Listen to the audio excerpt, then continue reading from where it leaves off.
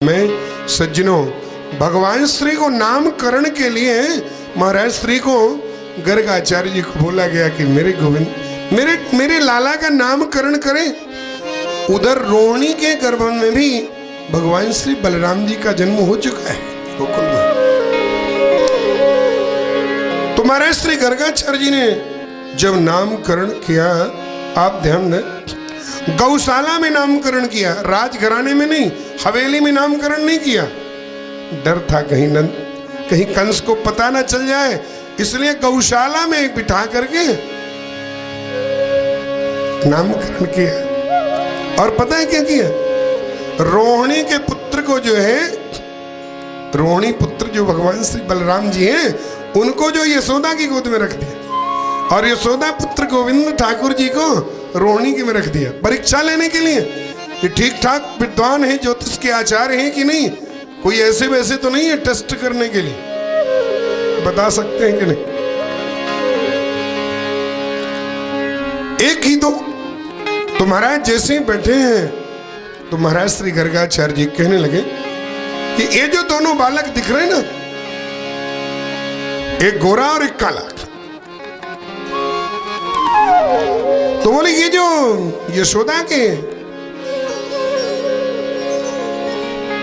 गोद में दिख रहे हैं ना गोरे रंग के, ये रोहिणी पुत्र है।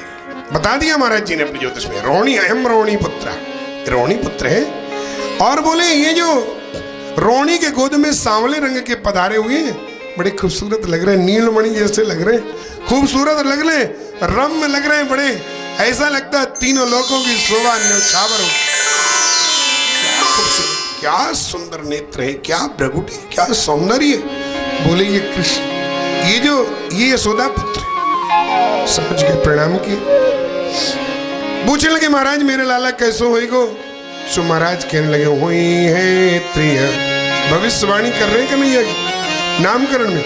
बोले हुई है प्रिय अनिलज भर जोरा, अपर त्रिहरत और माखन चोरा। तेरे लाला के हाथ में रेखा लिखी हुई है, इसकी बहुत सारी देवियां होंगी जिनसे इनका बहुत अच्छे आत्मीयता रहेगी, प्रेम रहेगा, और माखन चोर करेंगे। दास्य पीड़िता, व्यास जी के शब्दों में माखन चोरी करेंगे। बोले महाराज माखन चोरी करेंगे? बोले इसकी बहुत सारी पत्नियां होंगी, इसके भाग्य में लिखा है सप्तम भाव जो कुंडली का है, वो कह रहा बहुत सी पत्नियां 16,108। अरे तो यशोदा तो सुन करके कहने लगी महाराज एक ही बहू संभालना मुश्किल हो जाता है महाराज जी, 16,108। बोले हाँ वो तो उतनी होगी, उसमें कोई समझौते नहीं हो सकता। मैंने बताया था ना उस दिन कि बहू का सास का कितना बड़ा दोस्ती होती है, कितना प्यार होता है। शुरू में जब बहू रानी आती है तो सासू माँ उसका मुंह देखती है, सोने का हार देख के मुंह देखती हैं, और साल भर बाद फ्री में मुंह देखने को तैयार। मैं एक बात बताऊं आपको, एक जगह मैं कथा में गया, कथा चल रही थी, एक देवी जी थी, माता जी सियानी सी।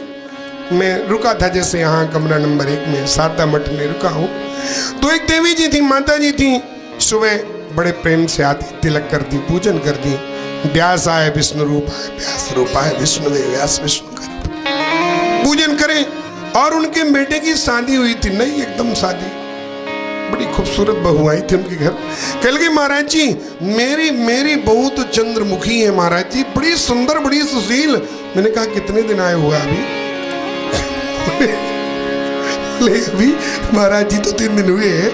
मैंने कहा अच्छा चंद्रमुखी है? मैं कहा हाँ बहुत सुंदर। अच्छा कुछ ऐसा क्रम था कि वहां दोबारा फिर भगवान की कथा हुई। मैं फिर गया साल भर बाद, माता जी फिर आई। मैंने कहा और माता जी आपकी बहू रानी बड़ी सुंदर है, अच्छी सेवा कर रही नहीं? बोले महाराज अब चंद्रमुखी नहीं, अब तो वो सूरजमुखी हो गई। मैंने कहा क्यों? अब चंद्रमा से सूर्य की ओर कैसे चलेंगे? अरे महाराज जी बस। तो मैंने कहा चलो भजन करो, कीर्तन करोगे तो अच्छा हो जाएगा। तीसरे साल फिर गए कथा में। इस बार कथा में गए तो माता जी बढ़िया सुंदर फूल माला तुलसी सब लेकर पधारी, और मैंने कहा माता जी आपके परिवार में सब आनंद है, कुशलता है, पूर्णता है? बोले हाँ महाराज। और मैंने कहा चंद्रमुखी कैसी हैं, सेवा कर रही हैं? बोले महाराज कुछ न पूछो, चंद्रमुखी नहीं, अब तो वो ज्वालामुखी होगी। तो मेरा कहना इतना प्यार, सास का मतलब है ध्यान देना, जो बहू की सांस सांस का याद रखे, वो सांस है। सांस में चंद्रबिंदी लगा दो, सांस में। जो बहू की एक एक सांस का ध्यान रखे कि मेरी बहू खुशी की सांस ले रही है कि परेशानी की सांस ले रही है, एक सांस बन जाए उसकी जो खुशियों के लिए वो सांस।